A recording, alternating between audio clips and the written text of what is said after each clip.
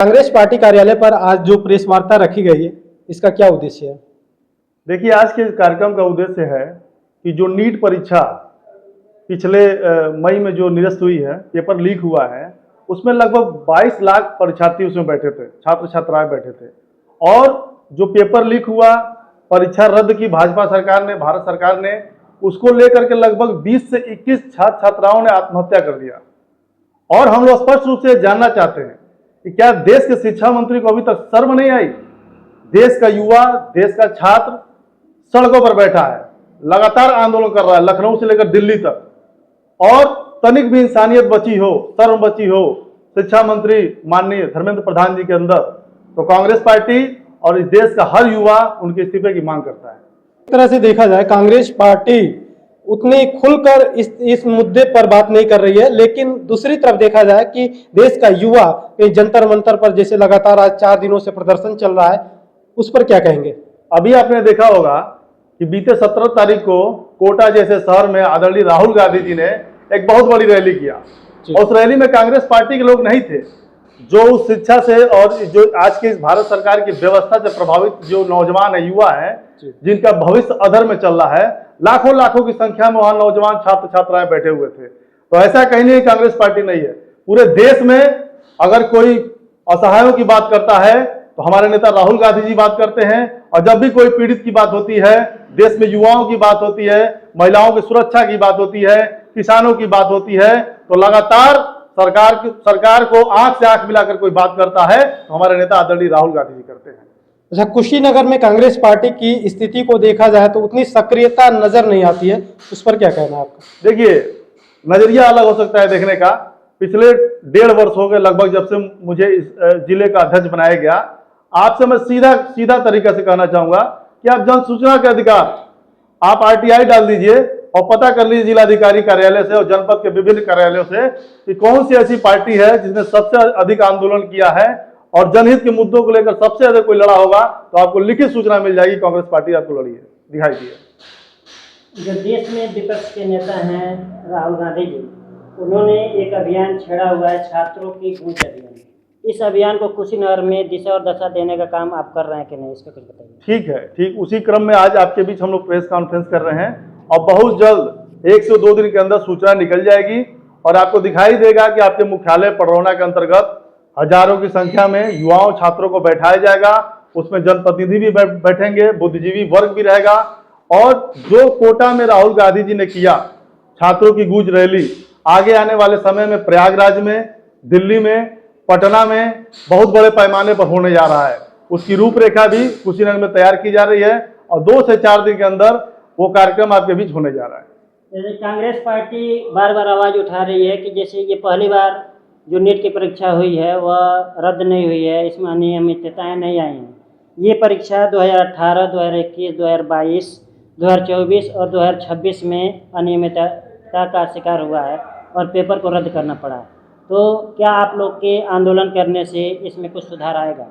बिल्कुल, ये विरोध और आंदोलन का ही देन है कि दोबारा नीट की परीक्षा कराई गई है। अगर देश में मुखर तरीके से सोशल मीडिया पर या युवाओं द्वारा या विपक्षी पार्टियों द्वारा इसका विरोध कड़े रूप में नहीं किया गया होता तो दोबारा नीट की परीक्षा नहीं हुई होती। दोबारा जो नीट की परीक्षा आयोजित की गई है उसमें भी अनियमितताओं की खबरें सामने आ रही हैं। उत्तर प्रदेश के पूर्व मुख्यमंत्री अखिलेश यादव जी ने ट्वीट करके इसका विरोध जताया कि अब तो इस्तीफा दे दीजिए शिक्षा मंत्री धर्मेंद्र प्रधान। लेकिन शिक्षा मंत्री इस्तीफा नहीं दे रहे हैं, इस पे आपका क्या कहना है? देखिए, मैं वही तो कह रहा हूँ कि अगर भाजपा के नेताओं में, भाजपा सरकार में थोड़ी सी भी लज्जा और शर्म बची हुई होगी तो नैतिक जिम्मेदारी लेते हुए उनको इस्तीफा अपने पद से देना चाहिए। क्योंकि आपने लगभग 22 लाख छात्रों के जीवन को बर्बाद कर दिया और साथ ही साथ जो अभिभावक रोजी रोटी अपनी खून पसीने की कमाई से अपने खेत किसानी करके अपने बच्चों को पढ़ाते हैं, बहुत बड़ा सपना देखते हैं कि मेरा भी लड़का डॉक्टर बनेगा, इंजीनियर बनेगा, तमाम बड़े पदों पर जाएगा, बस आपने उनके सपनों को मार दिया, उनके पेट पे लात मारने का काम किया है। तो नैतिकता के आधार पर शिक्षा मंत्री को तत्काल प्रभाव से अपना इस्तीफा देना चाहिए और भारत सरकार को उसका इस्तीफा लेना चाहिए। केवल नीट की परीक्षा में ही खामियां नहीं आ रही हैं, इसके पहले भी जो भी सरकार के द्वारा UPSC की परीक्षाएं कराई गई, लेखपाल की परीक्षा कराई गई, पुलिस भर्ती, शिक्षक भर्ती, जो भी परीक्षाएं सरकार के द्वारा कराई जा रही हैं, कहीं ना कहीं से पेपर लीक हो जा रहा है और उसके बाद से पेपर को रद्द करना पड़ रहा है। क्या इसमें सरकारी खर्चे नहीं आते होंगे? सरकारी खर्चे आते होंगे। मैं एक आपको मानक बता दूं कि केवल नीट से लगभग 1,32,00,000 रुपए तक का आय का व्यवस्था किया जाता है। और जो देश की पहले शिक्षा व्यवस्था का वो था, परसेंटेज था ना, इनके भाजपा सरकार के पहले 4.7 था। आज शिक्षा के मतलब बजट को आधा कर दिया गया, लगभग 2.4 की शिक्षा व्यवस्था की बजट है। तो जब सरकार जागरूक नहीं रहेगी और शिक्षा पे खर्च नहीं करेगी तो देश के युवाओं का क्या हाल होगा, आप सबको अच्छी तरह पता है। जैसे नीट की परीक्षाएं रद्द तो हो जाती है, कोई परीक्षा जो प्रतियोगी परीक्षाएं हैं रद्द कर दी जाती है सरकार के द्वारा, लेकिन जो प्रतियोगी छात्र छात्राएं होते हैं कितनी मेहनत से तैयारी करते हैं, उसके बावजूद परीक्षाएं रद्द कर दी जाती हैं। इसके कारणवश बहुत सारे छात्र आत्महत्या कर लेते हैं या जान देने पर मजबूर हो जाते हैं, लेकिन सरकार इस पर कोई सुध नहीं लेती है। इसके खिलाफ भी आप लोग आवाज़ उठाएंगे कि नहीं उठाएंगे? बिल्कुल आवाज उठाया जा रहा है। हर जनपद के मुख्यालय पर लगातार कार्यक्रम चल रहा है और राहुल जी ने उसी के तहत आकांक्षा, मैं एक छोटा सा आपको बता दूंगा एक लाइन में। ये जो एक नीट की छात्रा थी, बड़ा ही दुखद है आकांक्षा, और उसने लिख कर दिया था कि मम्मी पापा आपका मुझ पर भरोसा था कि मेरी बेटी पढ़ लिख लेगी और डॉक्टर बन जाएगी, पर दोबारा नीट देने की हिम्मत नहीं है मेरे अंदर। पहले नीट के अंदर मेरे अच्छे मार्क्स आ रहे थे, पर अब दोबारा पेपर अच्छा जाए इसकी क्या गारंटी है। सॉरी मम्मी पापा, मैंने सब बर्बाद कर दिया आप दोनों की स्नेहा। अब ये बताइए, ये जो छात्रा ये किसी की बहन और बेटी होगी, ये बोलते हुए मेरा भी रोआ खड़ा हो जा रहा है। हम लोग भी पारिवारिक व्यस्त जीवन में लोग हैं, और ये बताइए इनके माँ बाप के ऊपर क्या बीता होगा। कितनी बड़ी विडंबना है कि देश के लगभग 21 नौजवान जो केवल एक नीट परीक्षा से आहत होकर खुदकुशी दे दिए, अपनी जान दे दी, आत्महत्या कर लिए, और सरकार के कानों पर जू नहीं रेंगता है। ये इससे बड़ी विडंबना क्या हो सकती है।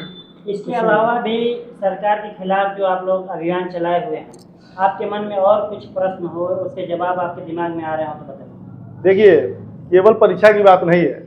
आज पूरे देश में महंगाई का दौर है, पूरे देश में कहीं भी खाद बीज की दिक्कत है, गैस की दिक्कत है, विद्युत व्यवस्था तो आप स्थानीय जनपद की बात कर लीजिए तो लो वोल्टेज की समस्या है, पूरे 24 घंटा में 10 से 12 घंटा बिजली रहती है। तो तमाम मुद्दों को लेकर विपक्ष और खास करके देश के युवा जो नई जनरेशन है वो लगातार देश में भाजपा सरकार का विरोध कर रही है, और उसका खामियाजा आपको 2027 और 2029 के चुनाव में सामने आने जा रहा है। हम लोग बात कर रहे थे कांग्रेस के जिलाध्यक्ष राधे विश्वकर्मा जी से। आगे भी इस तरह की चर्चाएं होती रहेंगी, तब तक के लिए बहुत बहुत धन्यवाद। आपकी टीम को और यहाँ उपस्थित सम्मानित सभी पत्रकार साथियों को बहुत बहुत धन्यवाद। नमस्कार। एक सेकंड और, हाँ स्टॉप।